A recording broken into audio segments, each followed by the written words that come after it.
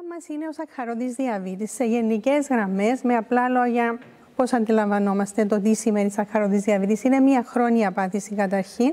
Έχει να κάνει με ψηλά επίπεδα γλυκόζης στο αίμα, τα οποία προκαλούνται από δυσκολία του οργανισμού να χρησιμοποιεί τη γλυκόζη, το ζάχαρο. Και αυτό έχει ως αποτέλεσμα τόσο άμεσες όσο και χρόνιες επιπλοκές. Ο σακχαρώδης διαβήτης παίρνει τρεις κύριες μορφές.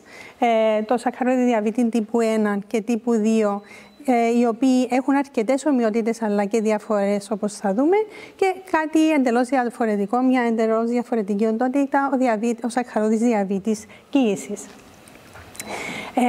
Εντάξει, αυτό το slide είναι στα αγγλικά, απλώς ήθελα να υποδείξω κάποια σημαντικά δεδομένα για το πρόβλημα του διαβήτη ανά το παγκόσμιο.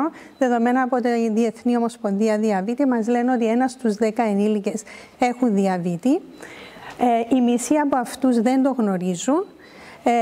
Επιπλέον, 1/6 των ενηλίκων έχουν προδιάθεση για διαβήτη και μεγάλο ποσοστό και πάλι δεν το γνωρίζουν.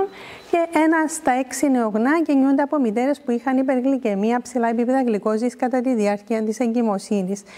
Αρκετά ψηλά ποσοστά που δημιουργούν, όπως θα δούμε, σημαντικά προβλήματα. Και ένα μεγάλο ποσοστό των θανάτων ανά τον παγκόσμιο, για παράδειγμα το 2021, 6,7 εκατομμύρια άνθρωποι στον κόσμο πέθαναν λόγω επιπλοκών του διαβήτη. Και αυτό το slide, έτσι πολύ γρήγορα, απλώς θέλω να δείξω ότι το πρόβλημα είναι παγκόσμιο, αφορά όλες τις υπήρους στον κόσμο και αυξάνεται ραγδαία. Στην Ευρώπη που είναι το μπλε χρώμα προς τα πάνω, μέσα στα επόμενα 20 χρόνια ο αριθμός στο διαβητικό θα αυξηθεί κατά 13%, αλλά για παράδειγμα κάτω από εμάς, στην Αφρική και στη Μέση Ανατολή αναμένουμε μια αύξηση μέχρι και 130%. Θα διπλασιαστεί και ακόμη περισσότερο ο πληθυσμός των διαβητικών, για παράδειγμα, στην Αφρική. Οπότε είναι ένα πρόβλημα που εξελίσσεται και προσπαθούμε να βρούμε τρόπους να το αλλάξουμε. Έχουμε κάποια δεδομένα και για τον αριθμό των διαβητικών στην Κύπρο, όπου επίσης το 1 στους 10 για τους ενήλικες ισχύει, συγκεκριμένα 87.500 ενήλικες το 2021 με διαβήτη.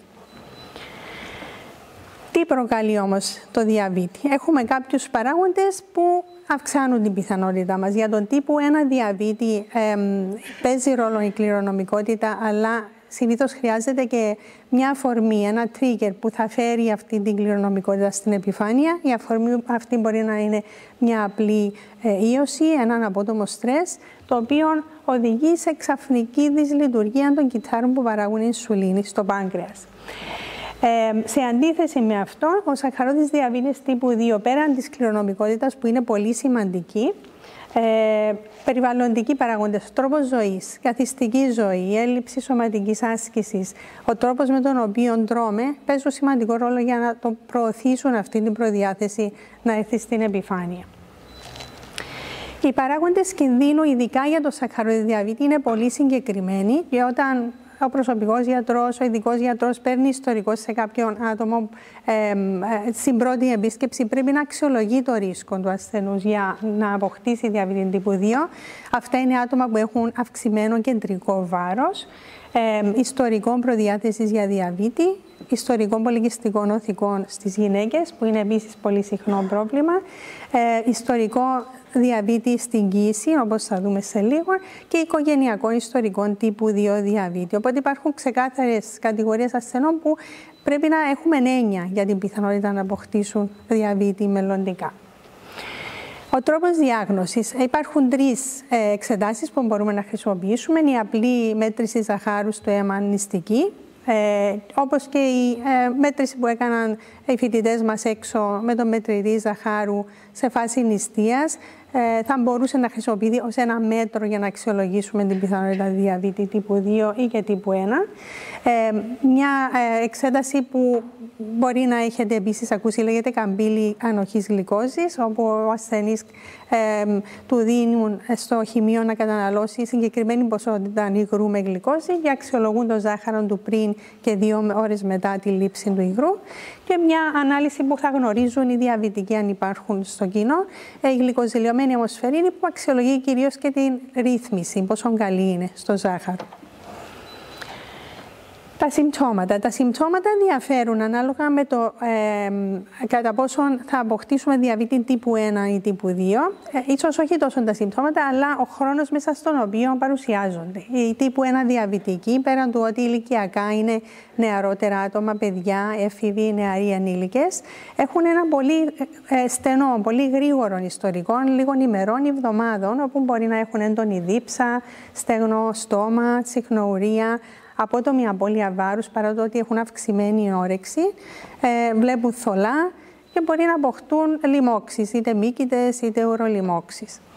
Σε αντίθεση με αυτό, στον τύπου 2 διαβήτη, τα συμπτώματα αυτά μπορεί να υπάρχουν, αλλά παρουσιάζονται σταδιακά, μέσα σε μήνες και χρόνια. Πολλές φορές είναι συμπτώματα που λόγω του ότι δεν είναι πολύ έντονα, όπως στον τύπο 1 διαβήτη, ο ασθενής δεν τους δίνει σημασία, βρίσκει άλλες δικαιολογίες για να τα εξηγήσει, με αποτέλεσμα ένα μεγάλο ποσοστό διαβητικών, όπως λέει και το slide, η μισή από αυτούς να μην γνωρίζουν ότι υπάρχει διάγνωση. Και έχει και αρκετούς που δεν έχουν κανένα συγκεκριμένο σύμπτωμα ή δεν το έχουν αποδώσει σε κάποια πάθηση. Αυτή τη διαφάνεια απλώς θα την αναφέρω, σίγουρα δεν θα μπούμε σε λεπτομέρειες. Τα προβλήματα που μπορεί να προκύψουν όταν έχουμε εκτεθεί σε ψηλά επίπεδα ζαχάρου για μεγάλο χρονικό διάστημα είναι οι επιπλοκές, οι επιπτώσεις του διαβήτη. Τις χωρίζουμε σε δύο κατηγορίες, στις άμεσες ή οξείες όπως τις λέμε. Και εδώ είναι τρεις καταστάσεις, η διαβητική και το οξέωση, η υπεροσμωτική υπεργλυκαιμική κατάσταση και η υπεργλυκαιμία είναι, η υπογλυκαιμία είναι καταστάσεις για τις οποίες ο ασθενής μας χρειάζεται άμεση ιατρική παρακολούθηση και θεραπεία. Σε αντίθεση με τις χρόνιες επιπλοκές που είναι και οι πιο συχνές. Οπότε γιατί μας ενδιαφέρει λοιπόν η καλή ρύθμιση του ζαχάρου, τι είναι αυτό που ανησυχεί των διαβητικών και που πολλές φορές είναι το πρώτο πράγμα που μας ρωτά μόλις τους δώσουμε την διάγνωση του διαβήτη. Θα έχω πρόβλημα με την όραση μου, με τα νεφρά μου, με τα πόδια μου, θα χρειαστώ ακροτηριασμούς. Είναι αυτά που ανησυχούν τον κόσμο. Οι χρόνιες επιπλοκές που αφορούν είτε μεγάλα αγγεία όπως της καρδίας και του εγκεφάλου που μπορεί να οδηγήσουν σε καρδιακά προβλήματα εγκεφαλικά ή πρόβλημα στη κυκλοφορία στα πόδια ή μικρά αγγεία που να επηρεάζουν την όραση, τα νεφρά και την αίσθηση στα κάτω άκρα. Και κάτι που δεν συνηθίζουμε να συνδέουμε με το διαβήτη είναι η περιοδοντική νόσος, η περιοδοντίτιδα, οδοντιατρική πάθηση, η οποία μπορεί να προκαλέσει σημαντικά προβλήματα στην οδοντοστοιχεία, στα δόντια των ασθενών και συνδέεται άμεσα με κακή ρύθμιση του ζαχάρου. Ωραία, οπότε τι κάνουμε εμείς, πώς μπορούμε είτε να αποτρέψουμε το διαβήτη είτε να τον αντιμετωπίσουμε αν έχει ήδη προκύψει για να μειώσουμε τα ρίσκα μας για επιπλοκές. Η πρόληψη, όπως σε όλες τις ασθένειες, είναι η πιο σημαντική εκεί που υπάρχει κάτι που μπορούμε να κάνουμε. Για το σακαροειδή διαβήτη τύπου 2 δυστυχώς δεν έχει κάτι που μπορούμε να κάνουμε σε άτομα που έχουν αυτή την προδιάθεση. Είναι αυτοάνωσος πάθηση και από τη στιγμή που προκύψει είναι άμεση και η διάγνωση. Οπότε δεν έχει κάτι εκ των προτέρων που μπορούμε να κάνουμε για να την αποτρέψουμε. Τύπου 1. Είπα τύπου 2. Συγγνώμη. Τύπου 1. Thank you. Σε αντίθεση με το μεγαλύτερο πληθυσμό των διαβητικών που είναι η τύπου 2 διαβητική, όπου εδώ υπάρχουν πάρα πολλά πράγματα που μπορούμε να κάνουμε. Ναι, μπορεί να υπάρχουν οι παράγοντες κινδύνου, μπορεί να έχουμε μπροστά μας ένα άτομο παχύσαρκο που είχε διαβήτη στην εγκυμοσύνη με οικογενειακό ιστορικό, πρώτου βαθμού συγγενείς με διαβήτη, αλλά οι κληρονομικοί παράγοντες δεν είναι αρκετοί για να προκύψει το πρόβλημα. Οπότε με υγιεινή διατροφή, άσκηση και προληπτικές εξετάσεις σε τακτά χρονικά διαστήματα μπορούμε να προβλέψουμε για να αποτρέψουμε το διαβήτη. Στις περιπτώσεις που έχει ήδη προκύψει ο διαβήτης, αυτή τη διαφάνεια φαίνονται όλοι οι παράγοντες που μας ενδιαφέρουν. Τι θα κάνουμε για τους ασθενείς αυτούς. Και πάλι προωθούμε τη σωστή διατροφή, την άσκηση, τη βελτίωση στο βάρος και τη μείωση του κεντρικού βάρους κυρίως. Αν έχουμε ασθενείς που καπνίζουν, είναι ένας επιπλέον επιβαρυντικός παράγοντας, ειδικά για τα αγγεία που πρέπει να διακόψουμε. Στοχεύουμε στην καλή ρύθμιση του ζαχάρου, αλλά όχι μόνο.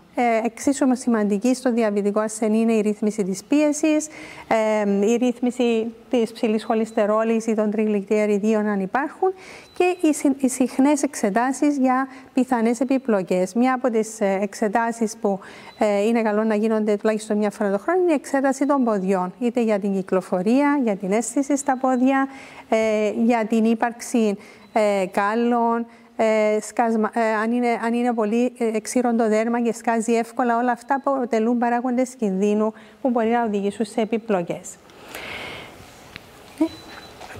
Οπότε θα επικεντρωθούμε στο υπόλοιπο μέρος της ρύθμισης του διαβήτη, στον τύπου 1 και 2 διαβήτη, στη ρύθμιση του ζαχάρου.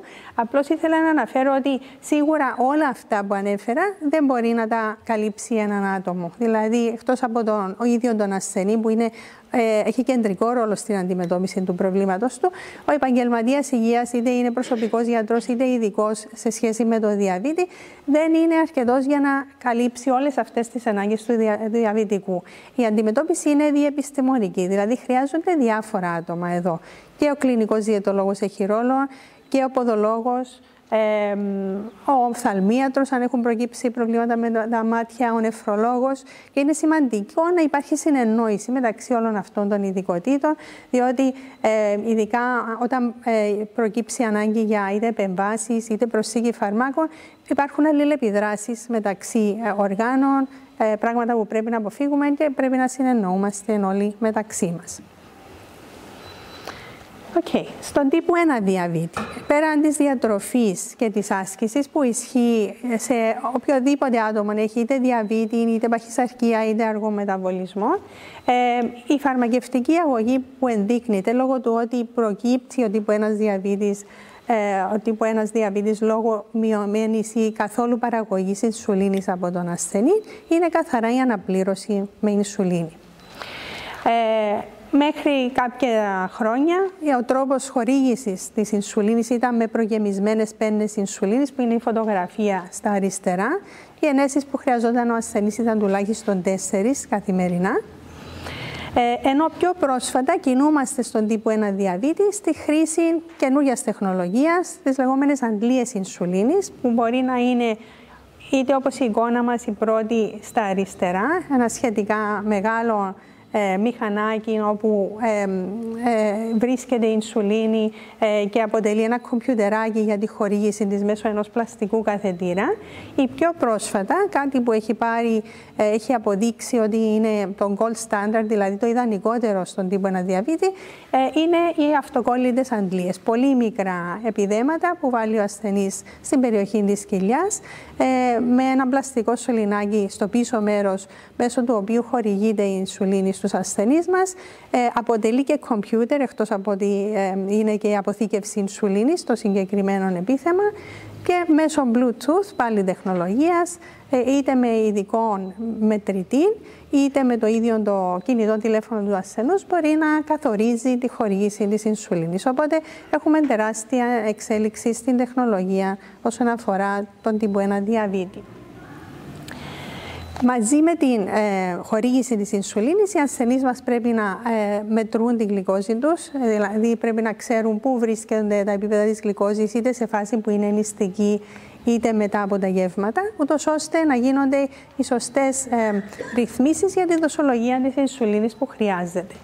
Και όπως θα έχετε ήδη πράξει περισσότεροι που περάσατε από τους φοιτητές μας έξω, η μέτρηση γλυκόζης γίνεται μέσω ενός απλού μετρητή γλυκόζης. Αλλά πιο πρόσφατα και πάλι μέσω της καινούριας τεχνολογίας υπάρχουν μετρητές συνεχούς καταγραφής γλυκόζης. Πάλι είναι επιδέματα που βάζουν συνήθως στο πίσω μέρος του μπράτσου ή ακόμα και στην κοιλιά οι ασθενείς. Μέσω Bluetooth και πάλι επικοινωνεί το συγκεκριμένο μηχανάκι με το τηλέφωνο σας ή με εξειδικευμένο μετρητή και δίνει μια γραφική παράσταση του πώς αλλάζει η γλυκόζη ανά πάσα στιγμή. Και αυτό που πρόκειται να έχουμε τα επόμενα χρόνια είναι μηχανάκια με συνεχούς μέτρησης και αντλίες που να συνεννοούνται μεταξύ τους. Οπότε, χωρίς να επεμβαίνει πλέον ο ασθενής, ανάλογα με το πού είναι η γλυκόζη του στο αίμα, το μηχανάκι το ίδιο θα ρυθμίζει πώς είναι η ινσουλίνη να δίνει. Είναι το λεγόμενο κλειστό κύκλωμα πλέον. Είναι σαν ένα τεχνητό πάγκρεας που θα δουλεύει το σύστημα. Στον τύπου 2 διαβήτη έχουμε σημαντικές διαφορές εδώ. Πέραν της διατροφής και της άσκησης, η φαρμακευτική αγωγή μπορεί να πάρει 3 διαφορετικές μορφές. Μορφές που γνωρίζουμε, η πλήστη είναι τα χάπια για το ζάχαρο. Υπάρχουν πολλά πλέον, περίπου 5 κατηγορίες που χρησιμοποιούμε.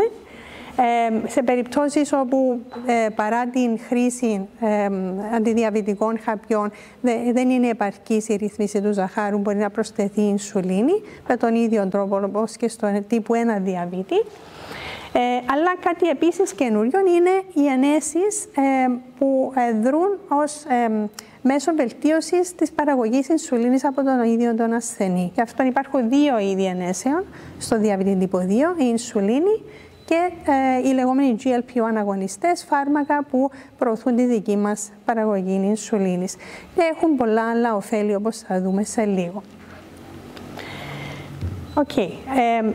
Σε αυτό το slide βασικά θέλω απλώς να επισημάνω ότι η φαρμακευτική αγωγή στον τύπου 2 διαβήτη είναι εξατομικευμένη. Δεν υπάρχει ένα πρωτόκολλο που μας λέει ξεκινώ με το τάδε φάρμακο, πάω στο επόμενο, στο μεθεπόμενο κλπ.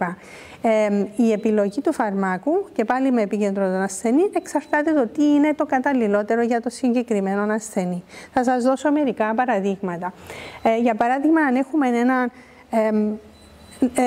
τύπου 2 διαβητικών που έχει διαγνωστεί σχετικά πρόσφατα και δεν έχει καθόλου επιπλοκές, πολύ σημαντικό για μας είναι να έχει εξαιρετική ρύθμιση, ούτως ώστε να αποφύγουμε την πιθανότητα να αποκτήσουν αυτές τις επιπλοκές.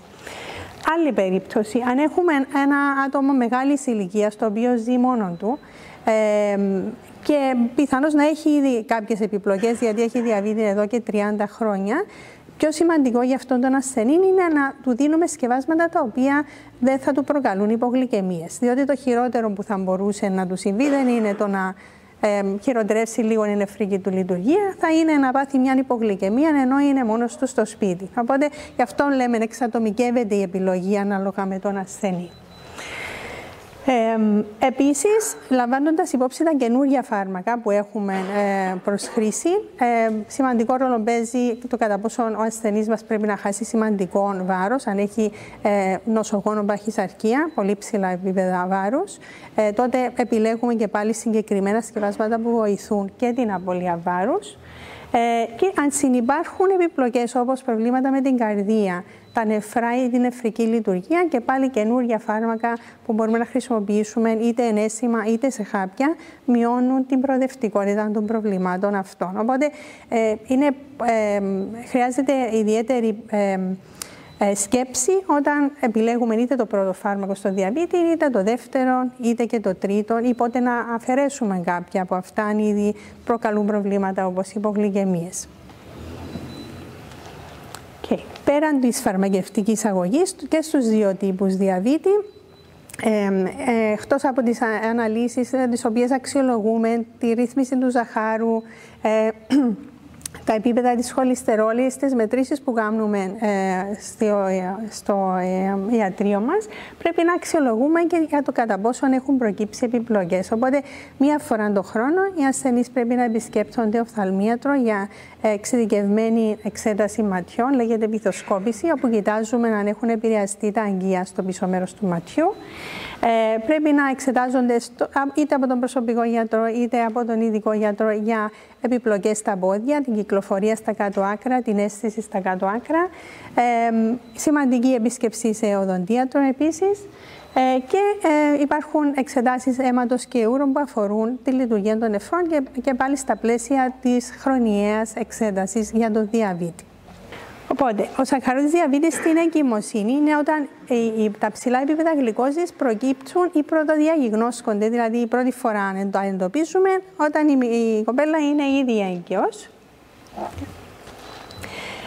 Οι παράγοντες κινδύνου σε αυτές τις περιπτώσεις, η αιτιολογία είναι πολύ παρόμοια με τον διαβήτη τύπου 2. Γι' αυτό και το να έχει κάποιος ιστορικό διαβήτη στην εγκυμοσύνη να αυξάνει του και τα ρίσκα για διαβήτη τύπου 2 μελλοντικά. Οπότε παίζει ρόλο η κληρονομικότητα, οι συνήθειες μας είτε από πλευράς άσκησης ή διατροφής, αλλά υπάρχει και ένα κομμάτι που είναι καθαρά ορμονικό και αφορά την εγκυμοσύνη και είναι η λεγόμενη αντίσταση στην ινσουλίνη που προκύπτει λόγω των ορμονικών αλλαγών της εγκυμοσύνης στο τρίτο τρίμηνο. Η ορμονική αυτή διαταραχή πολλές φορές προωθείται από ορμόνες που παράγει ο πλακούντας όταν η γυναίκα είναι ήδη στο τρίτο τρίμηνο της εγκυμοσύνης. Γι' αυτό και ο σακχαροειδής διαβήτης κύσης συνήθως προκύπτει στο τρίτο τρίμηνο για πρώτη φορά και υποχωρεί με τη γέννηση του εμβρίου και του πλακούντα. Ναι. Οι παράγοντες κινδύνου λοιπόν ακριβώς οι ίδιοι με τον τύπου 2 διαβήτη, οπότε δεν θα σας κουράσω. Και η διάγνωση. Λοιπόν, σε όλες τις εγγύους, η πρώτη επίσκεψή τους στο γυναικολόγο είναι μια καλή φάση για να αξιολογηθεί το ρίσκο τους για να αποκτήσουν σακχαροειδή διαβήτη κύησης μελλοντικά. Οπότε, ο γυναικολόγος θα δει αν υπάρχει οικογενειακό ιστορικό διαβήτη, αν είχαν προηγούμενη εγκυμοσύνη με διαβήτη κύησης, αν είχαν προδιαβήτη ή πολυκυστικές οθήκες ή αν είναι παχύσαρκες. Αν ισχύει οποιοδήποτε από αυτά, τότε μπορεί να αποκτήσουν διαβήτη κύησης οποτεδήποτε. Δεν είναι απαραίτητο να μπουν στο τρίτο τρίμηνο για να προκύψει αυτό. Γι' αυτό παραπέμπονται για εξέταση διαγνωστική για διαβήτη κύησης που είναι η καμπύλη γλυκόζης άμεσα. Σε περίπτωση που η καμπύλη σε αυτή τη φάση είναι φυσιολογική και στις κοπέλες όπου δεν υπάρχουν οι παράγοντες κινδύνου, η πρώτη φορά που γίνεται η καμπύλη γλυκόζης είναι γύρω στις 24 με 28 εβδομάδες κύησης, πιο κοντά στο τρίτο τρίμηνο που αναμένουμε να φανεί και το πρόβλημα αν θα προκύψει. Γιατί μας ενδιαφέρει η υπεργλυκαιμία, τα ψηλά επίπεδα γλυκόζης στην εγκυμοσύνη? Μας ενδιαφέρει διότι υπάρχουν πολλές σημαντικές επιπτώσεις για την εγκυμοσύνη, αλλά και για τη μητέρα και το παιδί μελλοντικά, αν το συγκεκριμένο πρόβλημα παρουσιαστεί. Υπάρχουν τα άμεσα προβλήματα. Μητέρες οι οποίες έχουν ψηλά επίπεδα γλυκόζης στο αίμα, συνήθως έχουν έμβρια τα οποία είναι πιο μεγάλα σε μέγεθος από ό,τι οι ημερομηνίες της κύησης. Αυτό λέγεται μακροσωμία. Και άμα είναι μεγάλο το έμβριο, είναι και πιο δύσκολο σε ένας φυσιολογικός τοκετός. Μπορεί να υπάρχει αυξημένο υγρό γύρω από το έμβριο, το αμνιακό υγρό το λεγόμενο, λέγεται πολυϊδράμνιος και αυτό συνδέεται με προώρον τοκετό. Μπορεί να έχουμε προβλήματα με πολύ ψηλή πίεση στη μητέρα προς το τρίτο τρίμηνο της εγκυμοσύνης, μαζί με ειδήματα, πρωτεΐνες στα ουρά, αυτό λέγεται προεκλαμψία. Όλα αυτά είναι σημαντικά διότι αυξάνουν τα ρίσκα για την εγκυμοσύνη και το έμβριο. Μετά τη γέννα, το νεογνώ, όταν η μητέρα είχε πολύ ψηλά επίπεδα γλυκόζης και ήταν αρρύθμιστο, μπορεί να έχει υπογλυκαιμία για τις πρώτες 1-2 μέρες, είναι πιο πιθανό να αποκτήσει ίχτερο. Και σπάνια ευτυχώς υπάρχει πιθανότητα ευνίδιου θανάτου, ενδομήτριου θανάτου, αλλά και την πρώτη εβδομάδα μετά τη γέννα, όταν το έμβριο έχει προκύψει από μητέρα με διαβήτη κύησης. Οπότε αυτά όλα μπορούμε να τα αποφύγουμε διότι ακούγονται τρομακτικά, με καλή ρύθμιση γλυκόζης όπως θα δούμε από τη μητέρα κατά τη διάρκεια της κύησης μετά από τη διάγνωση του διαβήτη στην εγκυμοσύνη. Οι μακροπρόθεσμες επιπτώσεις είναι δύο. Καταρχήν, συνήθως, όπως είπα και πριν, μετά τη γέννα ο διαβήτης κύησης υποχωρεί, οπότε η μητέρα δεν θεωρείται πλέον διαβητική, αλλά έχει αυξημένη πιθανότητα να αποκτήσει σακχαροειδή διαβήτη τύπου 2 σε μετέπειτα ηλικία και υπάρχει και αυξημένο ρίσκο για παχυσαρκία και διαβήτη τύπου 2 στο παιδί όταν είναι πλέον ενήλικας. Και πάλι με καλή ρύθμιση αυτά τα δύο ρίσκα μειώνονται. Για παράδειγμα, αν έχουμε έναν αριθμό γυναικών με διαβήτη κύησης πολύ καλά ρυθμισμένο και μια άλλη ομάδα με διαβήτη κύησης αρρύθμιστες, Θα δούμε ότι η πιθανότητα πολλά χρόνια μετά να αποκτήσουν τύπο 2 διαβήτη τα παιδιά που έχουν προέρθει από τις δύο κατηγορίες είναι πολύ πιο ψηλά στις μητέρες που είχαν μείνει αρρύθμιστες κατά τη διάρκεια της εγκυμοσύνης. Οπότε έχει όπως το microchip, το έμβριο, και θυμάται την έκθεση του στα ψηλά επίπεδα γλυκόζης. Οπότε είναι σημαντικές όλες οι εβδομάδες της κύησης για καλή ρύθμιση μετά τη διάγνωση. Ναι. Okay. Οπότε, πώς αντιμετωπίζεται? Αφού εντοπιστεί, οι μητέρες με τη βοήθεια και κλινικό διαιτολόγων ακολουθούν αλλαγές στη διατροφή, όπου μειώνονται κυρίως οι υδατάνθρακες. Προωθείται η άσκηση, εννοωμένου ότι δεν υπάρχει αντένδειξη, για παράδειγμα, αν υπάρχουν πρόορες συσπάσεις ή κάτι άλλο που αναγκάζει τις μητέρες να είναι στο κρεβάτι. Και πρέπει να μας δίνουν αυτά τα δεδομένα που θα μας υποδείξουν κατά πόσο είναι ρυθμισμένες ή όχι. Πρέπει να κάνουν αυτομετρήσεις στο σπίτι, τόσο νηστικές όσο και 1 ώρα μετά από κάθε γεύμα. Επίσης, είναι σημαντικό να μετρούμε την πίεση τους, να ελέγχουμε για πρωτεΐνη στα ούρα, για πιθανή προεκλαμψία και με υπέρηχο ο γυναικολόγος και οι εμβριολόγοι εξετάζουν για το κατά πόσο το μωρό είναι πιο μεγάλο, αν υπάρχει παραπάνω υγρό γύρω από το έμβριο, όπως είπαμε και πριν. Okay. Όπου λοιπόν με βάση τις μετρήσεις και τους στόχους που έχουμε δώσει στη μητέρα, αν η ρύθμιση δεν είναι επαρκής, τότε πρέπει να επέμβουμε για να βελτιώσουμε τη ρύθμιση αυτή, και φαρμακευτικά μόνο ένα σκεύασμα έχει άδεια χρήσης και είναι ασφαλές και μπορεί να μας βοηθήσει στην εγκυμοσύνη, και αυτό είναι η ινσουλίνη. Η προσήγγιση ινσουλίνης κατά τη διάρκεια της εγκυμοσύνης είναι κάτι παροδικό, αφορά την εγκυμοσύνη και μόνο, οπότε με τη γέννηση του μωρού διακόπτεται. Και 6 εβδομάδες περίπου μετά τη γέννα η μητέρα ξανακάνει καμπύλη γλυκόζης, όπου βλέπουμε ότι τις πλήστες φορές ο σακχαρώδης διαβήτης έχει υποχωρήσει. Άλλα σημαντικά στοιχεία να αναφέρω είναι το γεγονός ότι όταν υπάρχει διαβήτης κύσης, για να μειώσουμε τα ρίσκα για τη μητέρα και το παιδί, η γέννα πρέπει να προκύψει γύρω στις 38 με 39 εβδομάδες κύσης, οπότε πολλές φορές προχωρούμε σε πρόκληση τοκετού και είτε και σε καισαρική αν είναι μεγάλο το μωρό. Και αυτό δείχνει ότι μειώνει τα ρίσκα, ειδικά του ευνίδιου θανάτου που είχαμε αναφέρει πριν. Ο θυλασμός είναι κάτι που βοηθάει ιδιαίτερα το μεταβολισμό της μητέρας, οπότε προωθείται όταν γεννήσει και μετά. Και φυσικά μακροπρόθεσμα, όπως σε όλα τα άτομα στα οποία θέλουμε να προλάβουμε το διαβήτη, αυτά είναι άτομα τα οποία έχουν αυξημένο ρίσκο, τόσο η μητέρα όσο και το παιδί, για διαβήτη τύπου 2. Οπότε έχουμε πρόληψη της παχυσαρκίας, πρόληψη διαβήτη τύπου 2 που πρέπει να θυμούνται.